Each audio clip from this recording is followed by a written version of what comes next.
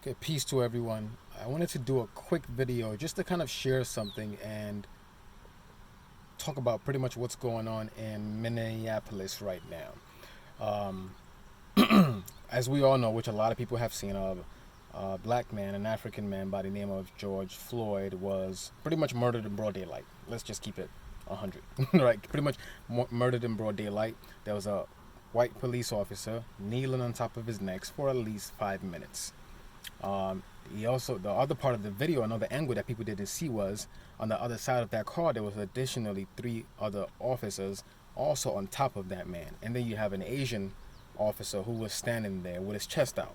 So let me break that down to you from what I can see, just from my angle based on a few of the videos that I've seen. All those officers are extremely weak mentally and physically. Here's the thing about police officers. Um, they go through at least 6 months of training, physical training, and then even after they graduate, some a lot of departments usually still have to attend additional training just to keep up in shape and learn how to navigate certain things. So these people aren't supposed to be physically weak, but you can tell that these men have a lot of issues. You can tell, like I said, they're mentally weak.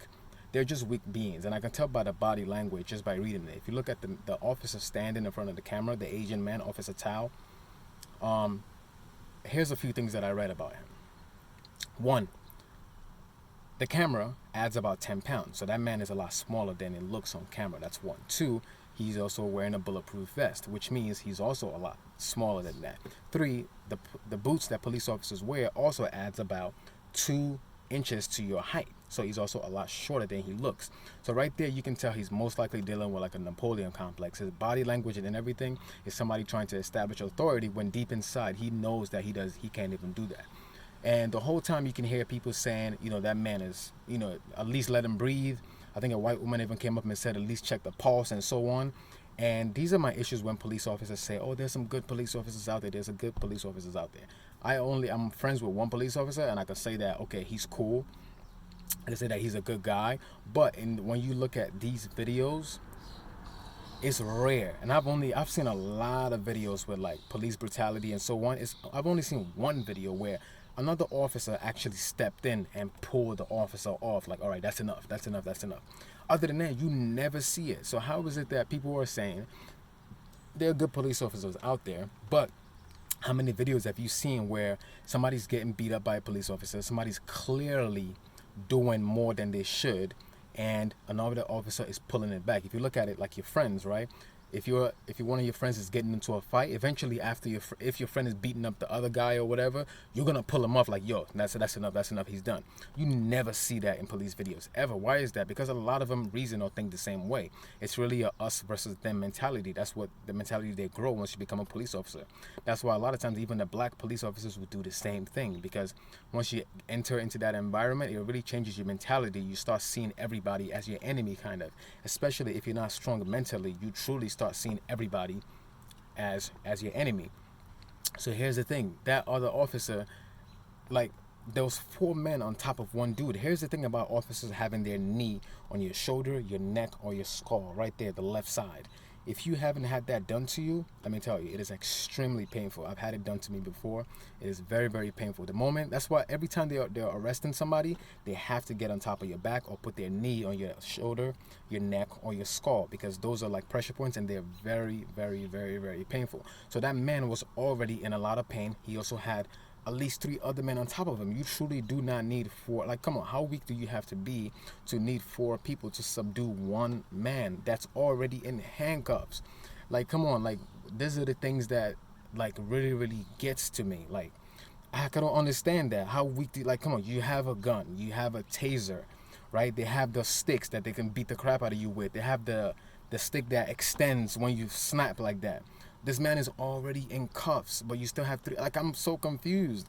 It was almost like these people were enjoying it, kind of, But anyway, so are there some good police officers out there? I'm sure that they are, but the thing is, I don't think they speak out on the level that they should. And the thing with police department is, you are actually advised to not really like go against the grain, which is why there have been some police officers. You can check it out on YouTube or on the internet. There have been some police officers who have been ostracized or fired or let go or whatever, because they spoke out. And that's how they keep the blue line strong, because you can't cross the blue line. That's what they call it, I think. They keep it going because of that. You know, there was an officer recently, a white officer, I think his name is Greg Wilson, who spoke out against police brutality, like, hey, you know, you guys got to do better as police officers. We have to do better, so on and so forth. His supervisor told him, I understand what you're saying, but you need to remove that video. He didn't remove the video. They ended up firing him. So, I mean, then again, you're in America, you have freedom of speech, but you can't even make a statement expressing something without them using it against you.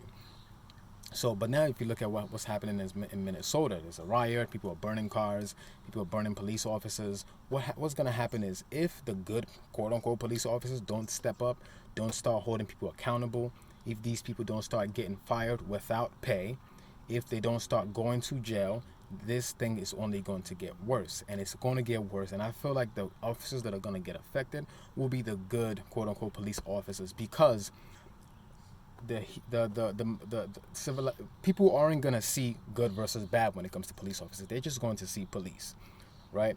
And so when police officers start getting attacked and so on, it's gonna be the good officers that get it, because the bad ones are probably gonna be nowhere to be found, or they'll probably be home or whatever it is. So if you're a good police officer, you need to start holding people accountable. For example, if you look at your group of friends, you know which group of your friends does drugs. You know which group of your friends is racist. You know which one of your friend likes strippers, or which one of your friends, you know, steals, or whatever it is. You know that, right? So when you're working with somebody, you spend at least 8, 10, or 12 hours with them every day of the week, or at least 5 days a week. So you can't say, oh, we didn't know he was racist. You've seen certain things that people do, so you know these things. So you have to start being able to hold them accountable, because when it does get bad, everybody's going to get affected. And that's one thing that a lot of police officers don't get into their head. You are outnumbered on a large scale. You're outnumbered on a large scale. Imagine now, every time you pull somebody over, or whenever you go into somebody's house, there's an ambush waiting for you. People are just waiting for you to do something wrong so they can attack you. Like, nobody wants to live in that environment, because there will be bloodshed on both sides, and nobody should really have to live in that kind of environment. You know, like, to protect and to serve is like the badge and the quote. But for the most part, man, black folks, we know this. A cop pulls up behind you, you don't feel safe. You literally do not feel safe. Even if all your papers are accurate in the car, you're scared. Like, where does that come from? It's constant. It's them always showing us in a negative light. It's us constantly seeing our people get killed, get assaulted, get beaten.